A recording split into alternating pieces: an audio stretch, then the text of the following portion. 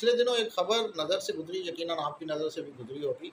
पाक बहरिया के एक सेलर को उसके वालिद के साथ सादकाबाद के इर्द-गिर्द से कहीं से अगवा कर लिया गया और उसकी डिटेल यूँ थी कि वो एक ट्रैक्टर का लालच उसे दिया गया, सस्ता ट्रैक्टर खरीदने के चक्कर में, तो उसे वहाँ पे बुलाया गया और फिर वहाँ पे अगवा कर लिया गया और वो अच्छी खासी रकम भी लेकर साथ गए थे, लाखों में जो थी। तो इससे साबित ये हुआ कि एक तो मैंने इस पे एक तहरीर लिखी थी। इससे एक तो ये बात साबित हुई कि इंसान लालच में आकर कहीं न कहीं फँस जाता है। तो लालच बुरी बला है, हमने बचपन में भी पढ़ा था। ये जितने भी क्रिमिनल्स हैं, वो इसी चीज़ को एक्सप्लॉइट करते हैं। तो बेहतर ये है कि लालच ना की जाए और मैंने अपने पिछले तमाम लेक्चर्स में इस बात को एम्फसाइज़ किया है कि अगर तो आपको कोई चीज़ सस्ती ऑफ़र की जा रही है या अगर आपको कोई चीज़ फ्री दी जा रही है, तो फिर तो बिल्कुल ही आप उसको अवॉइड करें। और 99.9% यही हुआ है कि अगर कोई इस तरह के मामलात में गया है, तो वो खैरियत से वापस नहीं आया। तो इसलिए कोशिश किया करें कि आप इन लोगों की लालच में ना आएँ।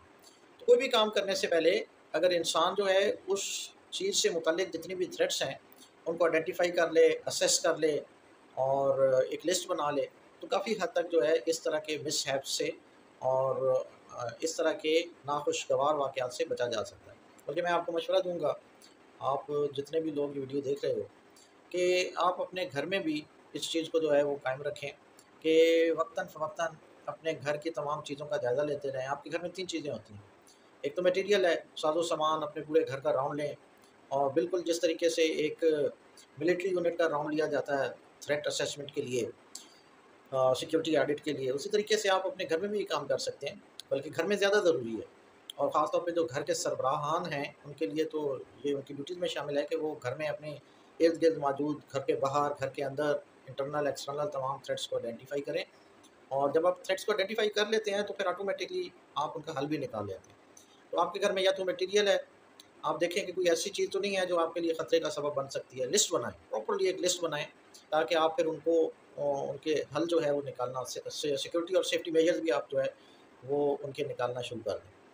तमाम इस तरह की थ्रेट्स की आप लिस्ट बनाएँ, तो आपके घर में एक तो मटेरियल है, आप उसकी जो है एक उनके इर्द-गिर्द जितने भी खतरात हैं या उनसे रेलेवेंट जितने खतरात हैं, उनकी आप एक लिस्ट बनाएँ ताकि आप उनका हल निकालना भी शुरू कर लें। और उसके बाद आपके घर में लोग रहते हैं, उन लोगों में देखें कि उन लोगों में एक्सटर्नल और इंटरनल कौन से ऐसे लोग हैं जो किसी खतरे का सबब बन सकते हैं या उनके साथ जो खतरात मौजूद हैं। तो मिस इसकी मैं आपको एक छोटी-सी एग्ज़ाम्पल देता हूँ। मिसाल के तौर पे आपके घर में अगर साल, 2 साल, डेढ़ साल वाला बच्चा मौजूद है, तो इसका मतलब ये है कि आपके घर में पानी का अंडर वाटर टैंक जो है वो कभी भी अनअटेंडेड नहीं होना चाहिए, खुला नहीं होना चाहिए, कोई बिजली की वायरिंग ऐसी नहीं होनी चाहिए जहाँ वो बच्चा जाके उसको छू ले या अपनी उँगली जो है किसी स्विच बोर्ड में डाल ले। तो ये उस बच्चे से रेलेवेंट थ्रेट्स हैं ना। तो इस तरह की थ्रेट्स को आप आइडेंटिफ़ाई करें। आपके बच्चे घर में और बाहर मोहल्ले में उनको क्या थ्रेट्स हैं, वो आप देखें, आपकी फैमिली है उसको क्या थ्रेट्स हैं।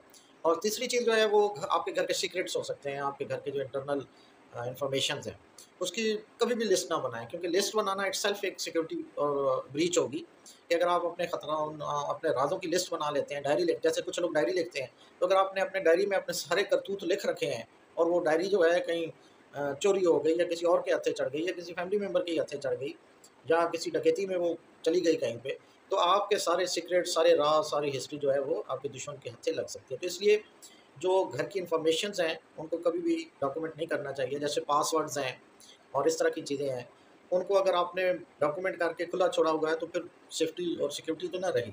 तो इस तरह की चीज़ों को आप किसी सिक्योर जगह पे सिक्योर करें।